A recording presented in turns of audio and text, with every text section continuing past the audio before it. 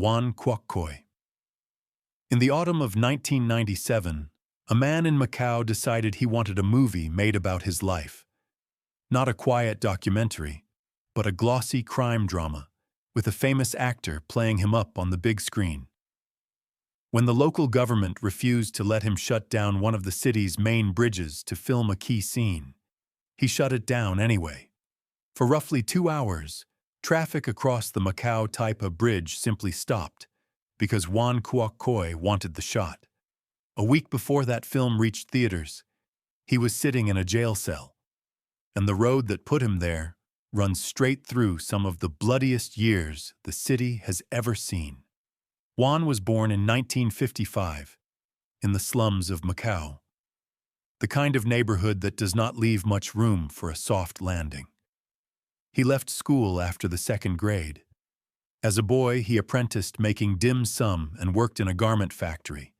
And by the time he was 16, he was already running with street gangs and scalping black market theater tickets. The nickname that followed him for the rest of his life, Broken Tooth, came from teeth he lost in his youth, though even that has 2 versions. Some say a motorcycle accident, others a brawl with rivals. He carried street-fighting scars and had been shot and wounded twice before he was out of his 20s. He joined the Macau branch of the 14K Triad in the 1980s under a minor leader, and he climbed fast. Casino loan sharking, real estate, and a willingness to do what others would not eventually let him push aside his old boss, Y, and swallow the man's rackets whole. By the early 1990s, Juan effectively ran the 14K in Macau, and the city was about to become a battlefield. The trigger was the calendar.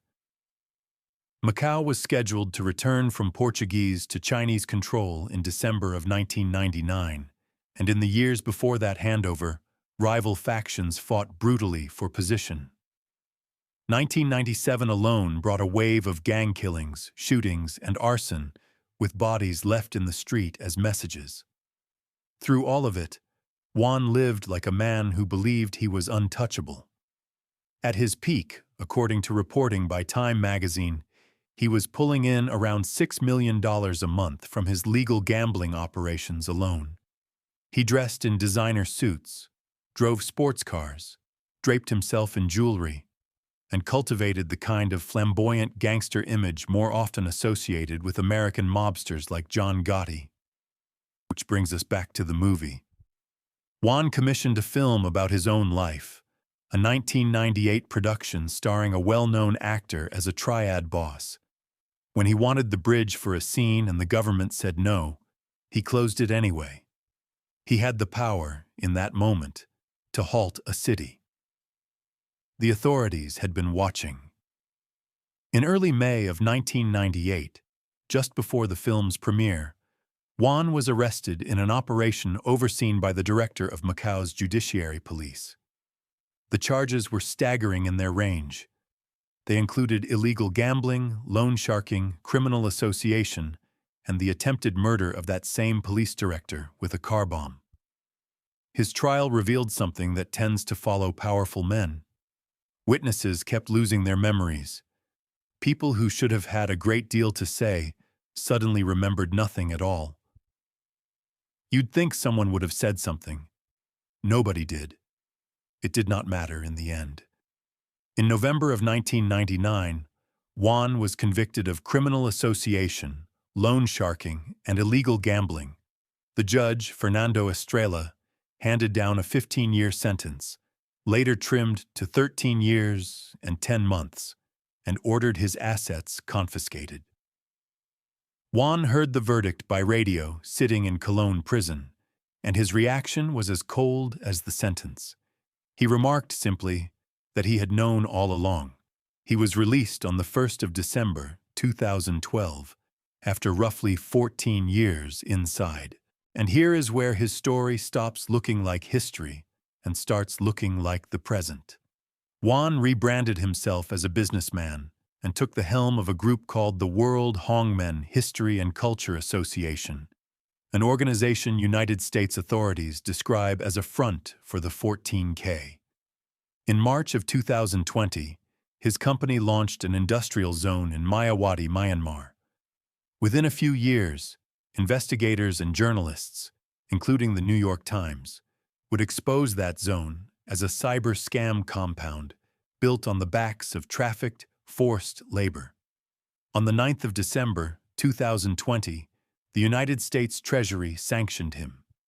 The official notice describes Wan as a member of a Chinese Communist Party advisory body and a leader of the 14K Triad, one of the largest Chinese organized criminal organizations in the world, tied to drug trafficking, illegal gambling, racketeering, and human trafficking. As of 2024, he was still free, still active across Southeast Asia, photographed visiting a special economic zone in Laos, as if none of it had ever caught up with him. Wan built his empire inside Asia and let it reach outward. But thousands of miles away, on the streets of New York, another man had done the reverse, turning the desperation of people trying to reach America into one of the most violent smuggling operations the city had ever seen. Guo Liangchu. Just after 2 o'clock in the morning on the 6th of June, 1993, a 147-foot freighter ran aground on a sandbar off Rockaway Beach in Queens. Crammed below its deck were 286 people who had each paid a small fortune to be smuggled into the United States. As the ship stuck fast in the freezing surf and the crew lost control, panic took over, and people began throwing themselves into the dark Atlantic to swim for the shore they could just barely see. 10 of them drowned. The ship was called the Golden Venture, and the man who had effectively gambled his way into owning the people aboard it went by the name Ah-Kay. His real name was Guo Liangqi, born in 1966 in Fujian province. He was himself smuggled into the United States around 1980, routed through Ecuador and Los Angeles before settling along East Broadway in Manhattan's Chinatown, a stretch so dense with Fujianese immigrants that locals called it Fuzhou Street. By the end of the decade, Ah-Kay led the Fuk Ching, the most powerful Fujianese gang in the city, and a sprawling human smuggling network.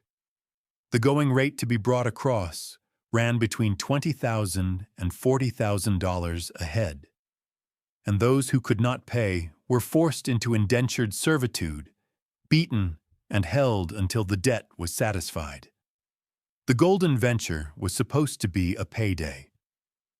Ah-Kay reportedly won the right to that shipment of human cargo through gambling, and the voyage was helped along by a financier named Cheng Chui-Ping, the infamous smuggler known as Sister Ping.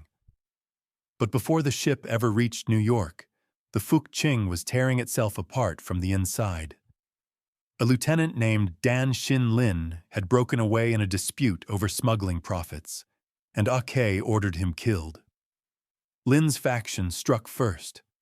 On the 24th of May, 1993, they stormed a Fuk Ching safe house in Teaneck, New Jersey, and 4 members were shot and stabbed to death. 2 of them were Ah-Kay's own younger brothers. Only a single smuggled migrant in the house survived. Less than 2 weeks later, leaderless and in chaos, the crew running the Golden Venture made the catastrophic decision to simply run the ship onto the beach. The grounding turned a quiet smuggling operation into a national news story overnight, and it put Ah-Kay squarely in the sights of federal investigators. He had fled to Hong Kong, but the FBI had an informant, and they had a wiretap. Ah-Kay was tricked into discussing details of his crimes over a tapped phone line, and in August of 1993 he was arrested and extradited back to the United States. He pleaded guilty to 5 counts of murder in aid of racketeering. According to a United States government release, he was sentenced in 1998 to 20 years and fined $200,000 for organizing a criminal conspiracy. And then Ah-Kay did something that reshaped the entire landscape of Chinatown law enforcement. He started talking. And somehow, it gets worse, or better, depending on which side of the law you were standing on. Over the following years, Ake cooperated in at least 15 separate federal criminal cases, helping prosecutors convict around 35 Chinatown gang members. In 2005, he spent 3 days on the witness stand testifying against Sister Ping herself, testimony that helped put her away. She was sentenced to 35 years in March of 2006 and died of cancer in federal prison in April of 2014. For all that cooperation, Ake was rewarded. The chief federal judge on his case, Michael Mukasey, was by some accounts reluctant at first, but eventually reduced Ake's sentence to roughly the 12 years he had already served. He walked free around 2006. One prosecutor who knew the case did not bother dressing it up, describing Ake as an incredibly violent man with zero regard for human life. He is alive and living in the United States today, and his name surfaced again in 2024 when reporting alleged that he had been quietly trying to acquire a stake in a city-owned shopping mall on East Broadway, using his own son as a stand-in investor to mask his involvement. That allegation has not been proven in court, and it is worth treating as exactly what it is, an accusation. But it tells you something that, decades after the Golden Venture, his name still makes people in Chinatown nervous. Ake turned on everyone he knew to save himself. The next man on this list never got that chance. He was tied to one of Hong Kong's most feared triads, and the order he gave one night in 1992 ended a life that had nothing to do with any of it. Wong Chi-fai. By the time he reached his late 20s, Clifford Wong Chi-fai owned racehorses, ran restaurants in 2 different states, and was almost never seen in public without bodyguards close at his side. People in Chinatown called him the youngest Tong boss anyone could remember. What most of them did not understand was that a single word from this man could end a life. In 1992, that word would cost a 17-year-old honor student his. First, a quick point for the sake of accuracy because the records here can get tangled. Clifford Wong is sometimes confused with a different man of a nearly identical name tied to a separate Brooklyn case. The man we are talking about is the Tung On boss, and the distinction matters if you want the story straight. From 1984, Wong served as president of the Tung On Association and ran the Tung On gang along Division and Catherine Streets in New York's Chinatown.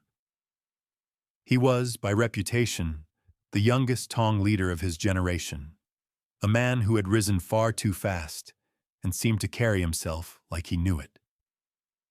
This was the height of the federal racketeering era, when prosecutors were finally turning the same laws built to dismantle the Italian mafia against the Tongs and Triads of Chinatown, and Wong sat near the center of that world. Federal prosecutors would later tell a jury that he was also a prominent member of one of Hong Kong's most powerful triads, the Sun Yee-on. An assistant United States attorney named Kathy Palmer described how Sun Yee-on members were smuggled into the country specifically to carry out criminal work, including murder. Alongside his brother Stephen, Wong controlled a crew known as the Tung On Boys, and their business covered the full menu of Chinatown crime, from gambling and narcotics to robbery, extortion, and the protection of the association's gambling dens on Catherine Street. The killing that defined his case was not even meant for the person it claimed. In 1992, at the request of a figure from a rival association named Paul Lai, Wong gave the green light for a retaliation strike against another gang, the Ghost Shadows. The plan went wrong in the worst possible way. At a pool hall in Greenwich Village, the violence meant for a rival claimed someone who had nothing to do with any of it. His name was James Rowe. He was 17 years old, a a student at Stuyvesant High School, one of the most competitive public schools in the entire country. He had no ties to any gang and no part in the feud. He was simply mistaken for someone else and lost his life because of it. To put that as plainly as it deserves, a teenager studying for his future was killed over a fight he was never part of. The Tung-On organization was already under federal scrutiny, and the Roe killing became a centerpiece of the case against its leadership. In January of 1995, at a federal racketeering trial in Brooklyn, Wong, then around 40 years old, was convicted of ordering the murder, along with racketeering and extortion. He faced the possibility of spending the rest of his life in prison. A co-defendant, Lam Kin Ming, who had helped plan a separate double shooting back in 1987, was convicted as well. The trial pulled back the curtain on something that had long been suspected, but rarely proven: the direct pipeline between a Hong Kong triad and the violence on American streets. Prosecutors laid out how the Sun Yee-on used the Tung-On as its foothold in New York, importing not just men, but a willingness to kill on command. For anyone who knew how Chinatown really worked, the case was less a revelation than a confirmation of the worst they already feared.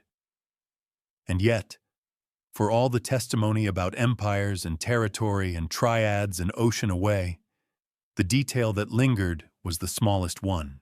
A man who owned racehorses and traveled with bodyguards gave an order, and the price was paid by a 17-year-old who had done nothing but walk into the wrong room. Wong went to prison. James Rue never went home. That kind of reach, a crime boss in one city taking cues from a syndicate across the ocean, was not unique to New York. On the opposite coast in San Francisco, another man had arrived years earlier with an ambition even larger, and a cover story almost too strange to believe. Peter Chong. When Peter Chong arrived in San Francisco in 1982, he told people he had come to start a Chinese opera company. He was a man in his late 30s, soft-spoken, and known by a respectful nickname that translated roughly to Uncle Chong. It was a perfectly believable story, and for a while people believed it. But federal prosecutors would later argue that the opera company was a cover, and that Chong had been sent across the Pacific by one of Hong Kong's oldest triads to attempt something no one had ever pulled off: to take control of every Chinatown in America. The triad was the Wo Hop II, and Chong was its man on the ground. By the late 1980s, after an earlier Wo Hop II figure named Alfred Oliu was arrested, Chong had taken command of the organization across the Bay Area. To enforce his will, he recruited a right-hand man with a fearsome reputation, the former leader of a gang called the Hop Sing Boys, a man known on the street as Shrimp Boy. His real name was Raymond Chow, and he would matter a great deal, both to Chong's rise and, eventually, to his fall. Witnesses would later testify that Chong said it out loud, that he controlled Chinatown, and the authorities seemed to agree on the scale of it. A United States Senate report in December of 1992 concluded that the Wo Hop II was, by then, in control of virtually all Asian organized crime in the Bay Area. And no, that is not me exaggerating for effect. That was the finding of a Senate committee. The empire ran on familiar fuel, loan sharking, and the extortion of restaurants and gambling dens up and down Chinatown. But Chong wanted more than San Francisco. In April of 1991, a leader of a rival group called the Hua Qing, a man named Danny Wong who went by Ah Pai, was shot and killed after leaving a mahjong game. Police attributed the murder to the Wo Hop II, carried out on Chong's order. Danny Wong was a rival in the same dangerous world, but his death was a message that Chong intended to be the last man standing. His real ambition was an umbrella organization. Together with Shrimp Boy Chow, Chong tried to build a group called Tien Ha Wui, the Whole Earth Association, designed to bring every Chinatown in the United States under a single banner. In 1991, he sent an underling east to Boston, and a failed plot to kill a Boston gang leader named Bike Ming would become one of the threads that eventually unraveled everything. Chong saw the indictment coming. He fled to Hong Kong before federal charges were filed in 1993, charges that were later amended in 1995. For years, he stayed out of reach, but in 1998, he was arrested in Hong Kong, and in the year 2000, he was extradited back to the United States to face trial. In 2002, Peter Chong was convicted of racketeering, murder for hire, extortion, and arson, and sentenced to 15 years and 8 months. A significant part of the case against him came from the testimony of the very man he had once recruited as his enforcer, Shrimp Boy Chow. But the story did not end cleanly. In 2005, a federal appeals court overturned the murder-for-hire conviction on the technical ground that no money had actually changed hands to the killers. Chong was resentenced to roughly 11.5 years, with his extortion conviction left standing. He was released on the 29th of July, 2008.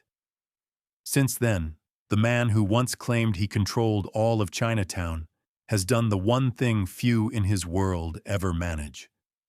He slipped into a quiet, ordinary life and has stayed out of public view ever since.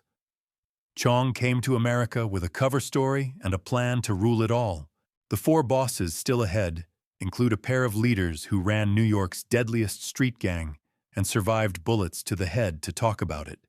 A Fujianese boss whose refusal to admit one thing in a courtroom cost him the rest of his life, and a Taiwanese gang leader who carried out a political assassination on American soil, an act that helped shake an entire government to its foundations. If you're getting something out of this one, and you're not subscribed yet, now is a good time to fix that. It genuinely helps the channel keep going. Nicky Louis. One night in August of 1978, a man stumbled through the doors of a police station in New York's Chinatown, bleeding from his head and his back. He had just been shot 4 times at close range during a mahjong game in a basement around the corner. By every reasonable expectation, he should have been dead. Instead, Nicky Louis crawled to the police, refused to name the men who had tried to kill him, and lived to run his gang for years afterward.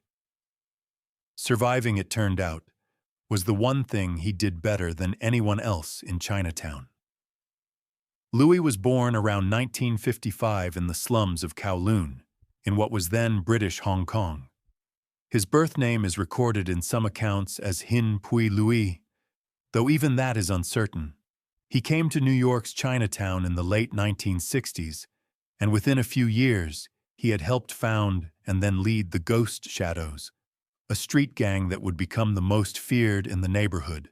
From 1974, the Ghost Shadows worked as muscle for the On Leong Tong, one of Chinatown's powerful merchant associations, in a feud with a rival association, the Hip Sing Tong, and its youth wing, the Flying Dragons. That rivalry was decades old, a slow war fought through younger and younger soldiers, and Louis's gang was the newest weapon in it. He took the job seriously, walking Mott Street nearly every night, watching for rival gunmen. The money was real. By 1977, police estimated the Ghost Shadows were pulling in more than $1 million a year from extortion alone, squeezing the restaurants and businesses of Chinatown for protection. But the violence was just as real and far less precise. Over its years of operation, the gang was tied to 13 murders. In 1976, a shooting at the Ko Luk restaurant went horribly wrong, killing a 40-year-old woman and wounding 6 other people who simply happened to be there. In 1980, the gang abducted and killed 2 men it had mistaken for rivals. The Manhattan District Attorney at the time, Robert Morgenthau, observed dryly that the ghost shadows were not the best marksmen in the world. The grim part of that remark is that innocent people kept paying for their bad aim. Which brings us back to the basement. In August of 1978, Louis was at a mahjong game beneath the Ginbeck restaurant on Mott Street when a gunman opened fire, hitting him 4 times. He did not stay down. He dragged himself out and around the corner to the police station, leaving a trail behind him. One detective recalled finding Louis face down in his own blood and asking him urgently who had done it. Louis told him in far saltier language that he had nothing to say. The 2 of them, the story goes, later laughed about it. He survived that night, but he could not survive his own people.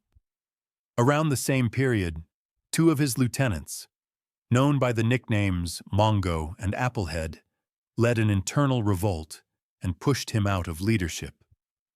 The gang he had built turned on him. The law caught up in 1985. That February, the United States Attorney for the district, a man named Rudolph Giuliani, announced a sweeping federal indictment against 25 members of the Ghost Shadows. It was part of a new strategy, using racketeering laws originally built to dismantle the Italian mafia against the gangs of Chinatown, and it worked. Louis, then 29, was among those charged. He was convicted of racketeering in 1986 and served around 10 years before his release in 1994. After he got out, he tried to sell a book and a movie about his own life of murder, extortion, and robbery, as though it were a story to be packaged and sold. Where Nicky Louis is today is not firmly documented. The most famous survivor in Chinatown's gang history simply faded out of the public record. Louis was the Ghost Shadow's most famous survivor, but the man who became the gang's true boss, who made far more money and drew a far longer sentence, started out as a frightened 8-year-old in an abusive home. Peter Chin. By the time he was in his early 20s, Peter Chin was making around $5,500 a week. To put that in perspective, the average American at the time earned roughly $11,000 in an entire year. That is not a typo, by the way. Chin pulled in close to half of a typical annual salary every 7 days, and he did it by collecting protection money from gambling houses on a single street in Chinatown. He had arrived in New York as an 8-year-old boy into an abusive household. By the age of 13, he had found a very different kind of family, and it would turn him into one of the 2 most powerful men in the New York underworld. His birth name was Chin Chit Chui, born in 1959 on the outskirts of Hong Kong. He immigrated to New York in 1967 at age 8 into a home that offered him little safety.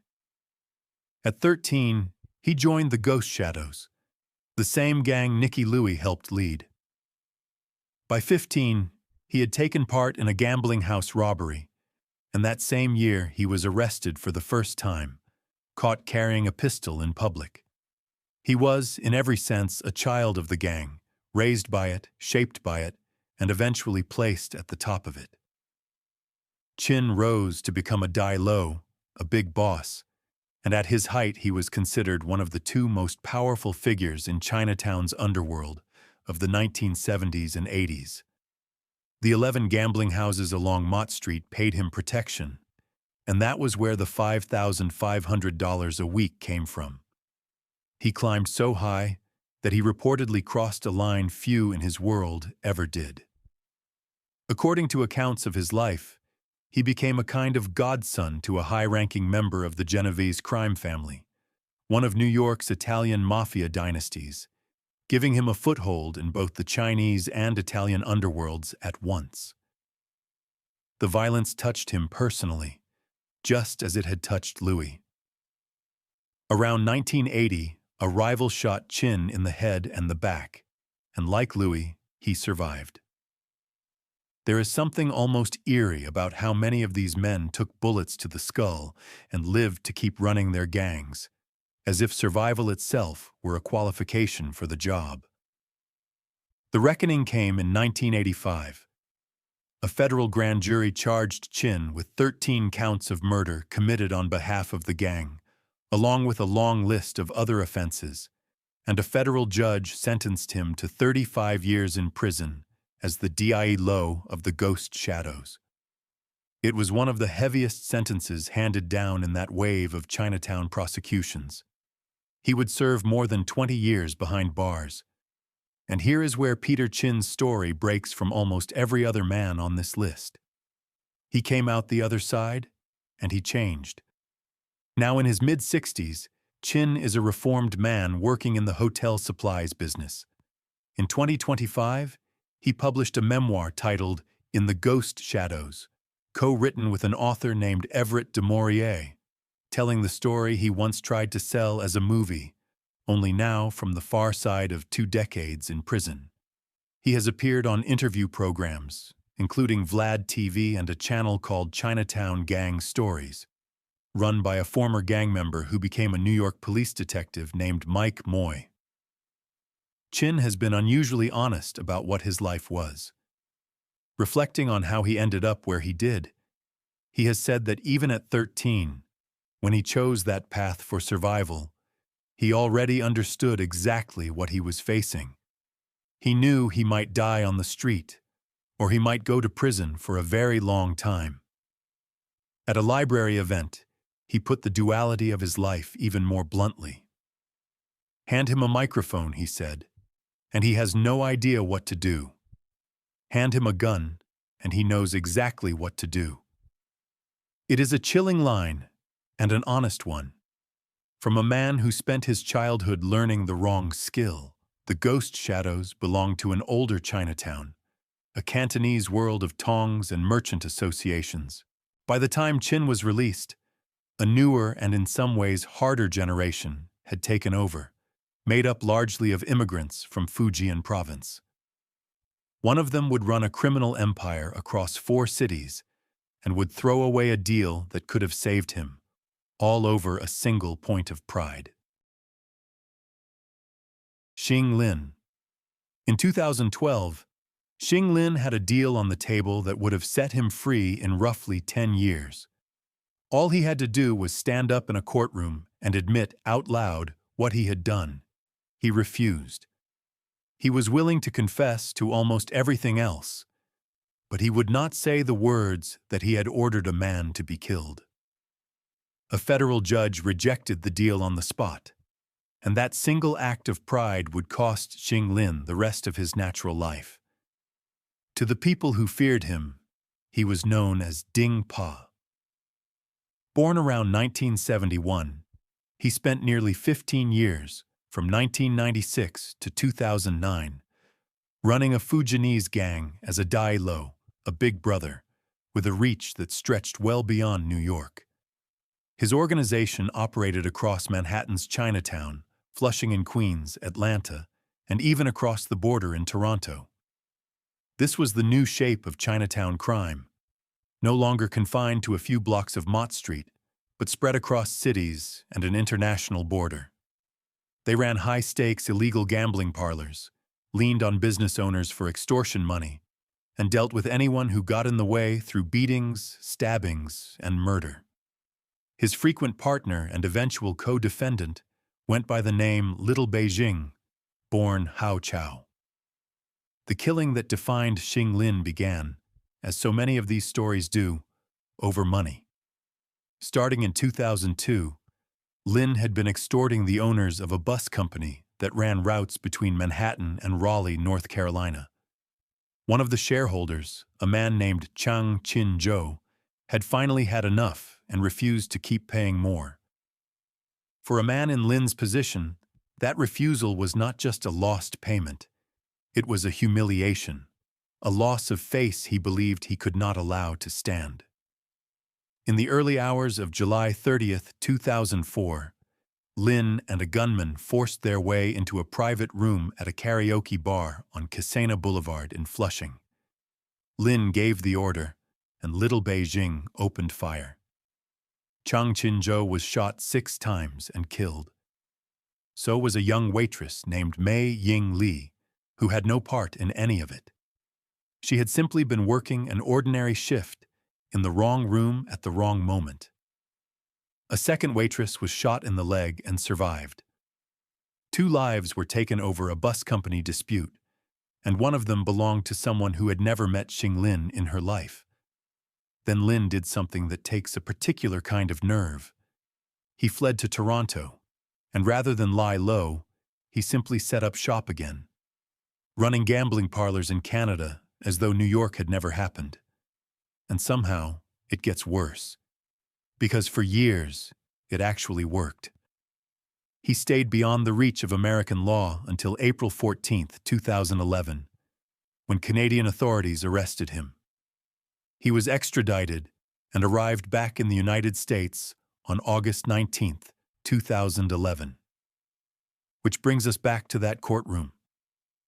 In 2012, prosecutors offered Lin a plea deal that would have meant roughly 10 years in prison. But the deal required him to formally admit his guilt, and when he stood before United States District Judge Miriam Goldman Cederbaum, he would not say that he had ordered the killing. The judge rejected his plea outright.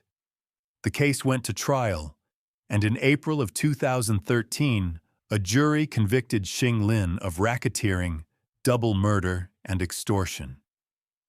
In October of 2014, he was sentenced to life in prison, along with a $25,000 fine and a $400 special assessment. The federal prosecutor on the case, United States Attorney Preet Bharara, summed it up plainly. With that sentence, he said, Xing Lin would finally be punished for ordering the murder of 2 victims and for a long career built on extortion and racketeering. There is one loose thread that has never been tied off. The gunman, the man known as Little Beijing who actually pulled the trigger, remains a fugitive. The boss who would not admit what he did is serving life, while the shooter who carried out his order has never been found. Every man so far built his empire in the underworld, in the language of gambling debts, protection money, and turf. The last name on this list operated somewhere else entirely. His most infamous order had nothing to do with Chinatown territory, and everything to do with a government that wanted a writer silenced, all the way across the Pacific Ocean, on American soil. Chen Qili. On the morning of October 15, 1984, a writer named Henry Liu walked into the garage of his home in Daly City, California. Waiting for him were 2 men who had been sent from the other side of the world. Within moments, Liu was dead on the floor of his own garage, killed for the crime of writing a book. What made this murder different from almost any other on this list was who ordered it. This was not a rival gang or a business dispute. A foreign government had reached across the Pacific to silence a journalist on American soil, and the man it hired to carry out the job was the most powerful gangster in Taiwan. His victim deserves a moment first. Henry Liu was a Chinese-American writer who published under the pen name Jiang Nan. He had written a critical, unauthorized biography of Taiwan's president, Chiang Ching-kuo. He lived an ordinary life in the suburbs south of San Francisco. He had no idea that his book had marked him as a target of a national government. The man who took his life was Chen Qili.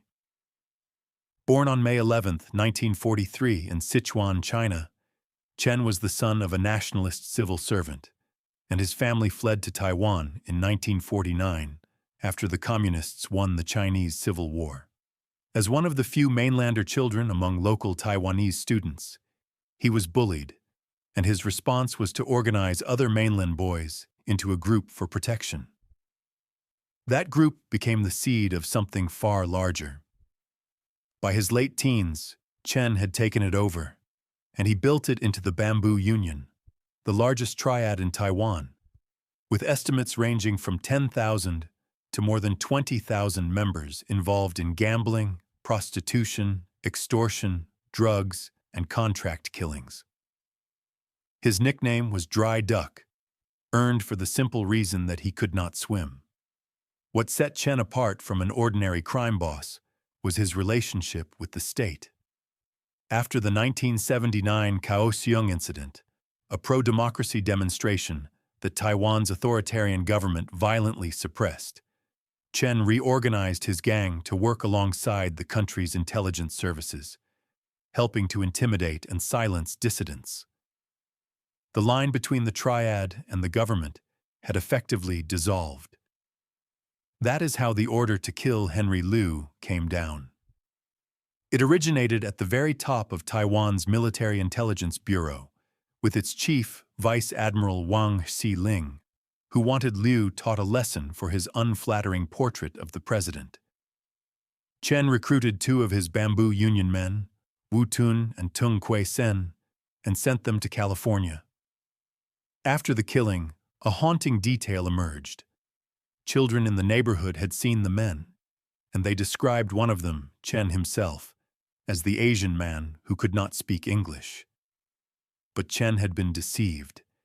He had been told that Henry Liu was a communist double agent, a traitor, when in truth Liu was simply a writer. When Chen realized he had been used, he did something almost unheard of for a man in his position. On October 18th, just 3 days after the murder, he recorded a confession and left it with an associate nicknamed Yellow Bird in Houston, naming Vice Admiral Wang and the other officials behind the plot. The recording was insurance. Meanwhile, the FBI had traced a tapped telephone call between Wang and Chen. The assassination that was supposed to be deniable had become a documented conspiracy reaching into a foreign government. Chen was arrested in Taiwan on November 12, 1984, caught up in a government sweep. On April 9, 1985, Chen, Wang, and the gunman Wu were all sentenced to life in prison, though Chen maintained to the end that he had only ordered Liu to be taught a lesson, not killed. The scandal was a disaster for Taiwan's ruling party. The United States House of Representatives passed a resolution by a vote of 387 to 2, urging Taiwan to hand the conspirators over, and Taipei refused. The Financial Times would later describe the Liu killing as the clearest example of the ruling party's willingness to work with gangsters to keep its dictatorship in power. Many historians believe the fallout helped push Taiwan over the following years toward democracy. The life sentences did not last. Chen, Wang, and Wu were granted clemency and released in January of 1991. Back home, Chen was treated by some as a hero, and he founded a construction company. In 1996, to escape a fresh crackdown on organized crime, he fled to Cambodia, where he lived in luxury in a villa in Phnom Penh. He was arrested there in the year 2000 on weapons charges, and, in a detail almost too strange to believe, he was found in possession of a diplomatic license plate that had been sourced from North Korea. And no, I am not making that up. He received a suspended sentence and parole in August of 2001. Chen Qi-li died of pancreatic cancer in Hong Kong on October 4, 2007. His funeral in Taipei drew more than 10,000 mourners, with around 1,000 police officers on hand to manage the crowd. Among those who attended were senior politicians from both of Taiwan's major parties, as well as the pop superstar Jay Chou, a turnout that one Taipei Times editorial condemned as revolting. One of his co-conspirators never lived to see any of it. Tung Kui Sen, one of the men who carried out the killing in that Daly City garage, was stabbed to death in prison in 1991, the only one of Henry Liu's killers who was never paroled. That is 8 of the most powerful figures in the history of Chinese organized crime, from the streets of Macau to a quiet garage in California. Thanks for watching. Click here to see our next video.